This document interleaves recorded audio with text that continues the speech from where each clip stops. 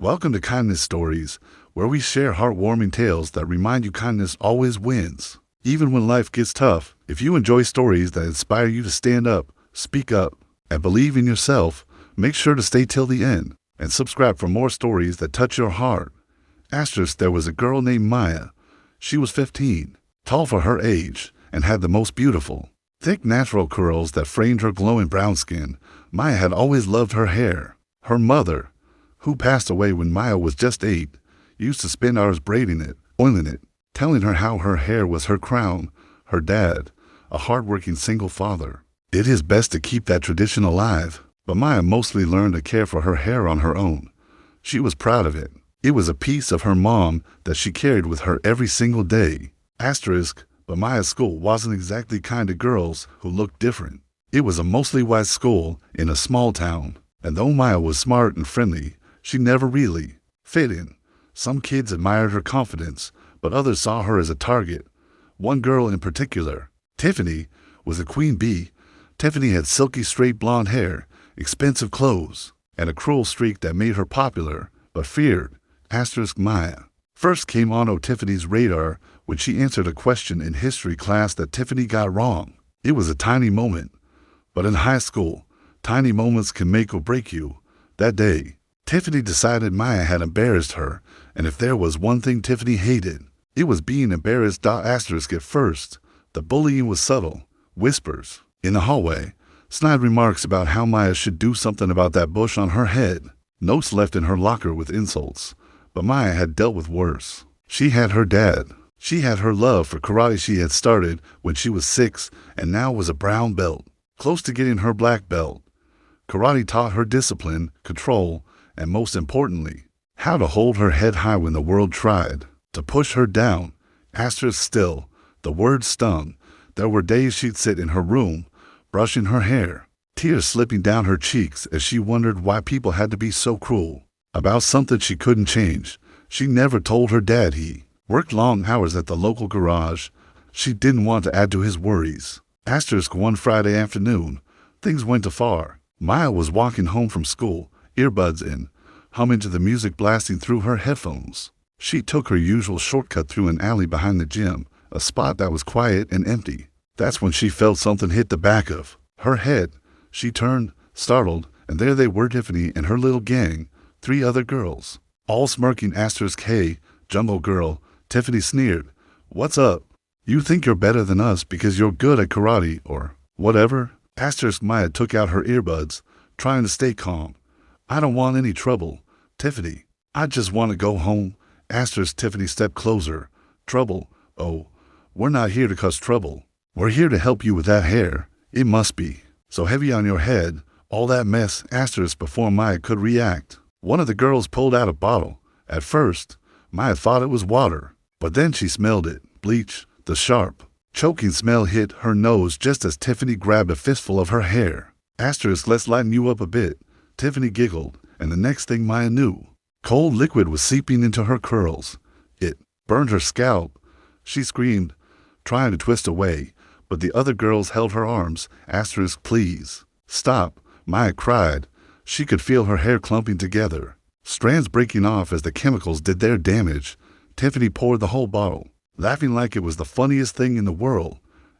When they were done, they dropped the empty bottle at her feet.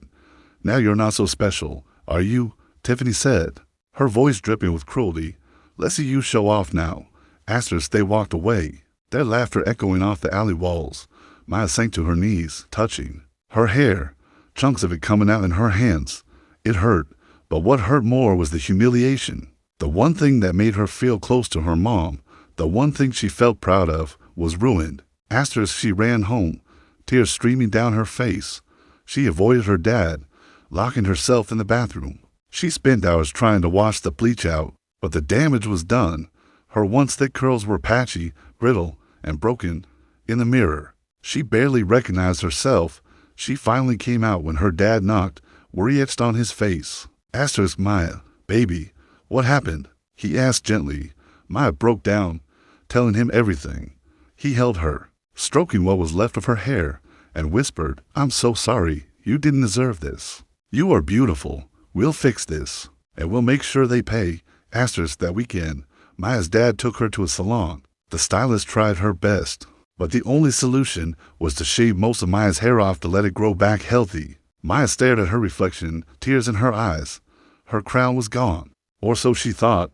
Asterisk when she returned to school on Monday. Everyone stared. Some kids gasped. Tiffany and her gang smirked, whispering to each other. Maya felt the weight of every pair of eyes. But she remembered what her dad said. Hold your head high. She did. She walked to class, ignoring the giggles and stares. Asterisk, but something inside her had changed. She realized she didn't want to be a victim anymore. That afternoon, she went straight to her karate dojo. Her sensei, Mr. Tanaka, noticed her new look and asked what happened. Maya told him everything. Mr. Tanaka listened quietly, his eyes hardening. Asterisk Maya. He said, karate is not just about defending yourself physically. It's about defending your spirit. Those girls think they broke you, did they? Asterisk Maya looked up. Her jaw set. No, sensei, they didn't. Asterisk good. He said, then let's train. Harder than ever. Asterisk and so. Maya trained. She showed up every day after school, pushing herself harder than she ever had. Her punches were sharper, her kicks faster. She let her anger, her pain, and her humiliation fuel her. Every drop of sweat, every bruise was a step toward reclaiming her power. Asterisk meanwhile, Tiffany didn't stop. She and her friends kept mocking Maya's shaved head.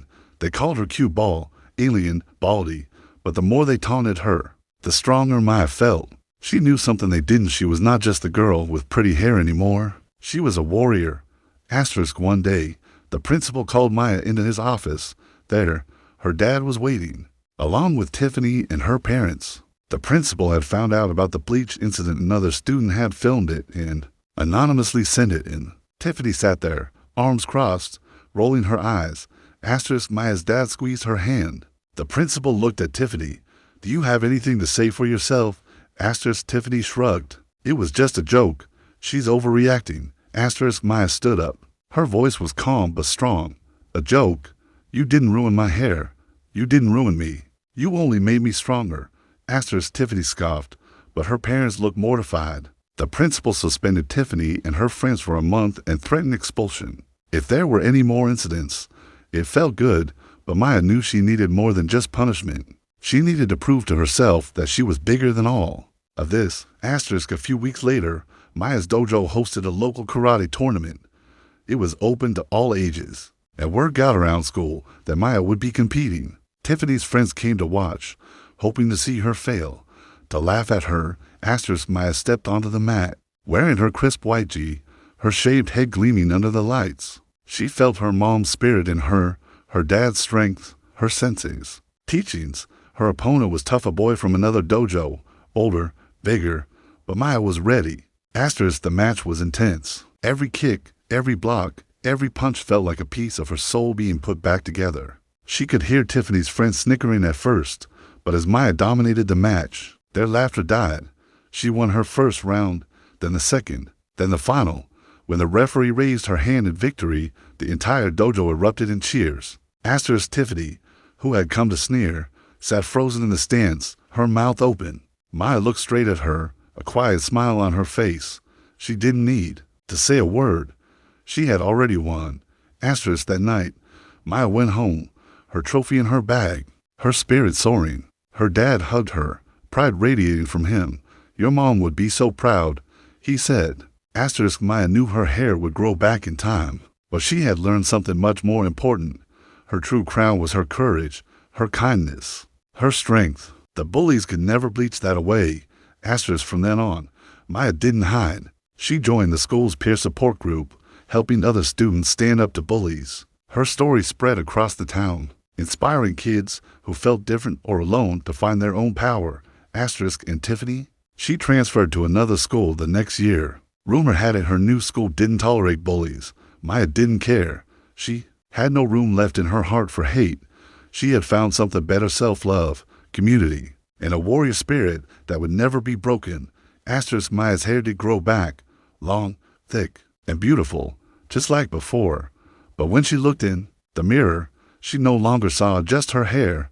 She saw a fighter, a survivor, a girl who turned pain into power. Asterisk so remember, no matter who tries to break you. No matter how cruel people can be, no one can take away your crown if you don't let them. Kindness, courage, and love for yourself will always win in the end. Thank you for watching Kindness Stories. If my story inspired you, please like this video, share it with someone who needs to hear it, and subscribe for more stories that prove kindness always comes out on top. You are stronger than you know. Never forget that.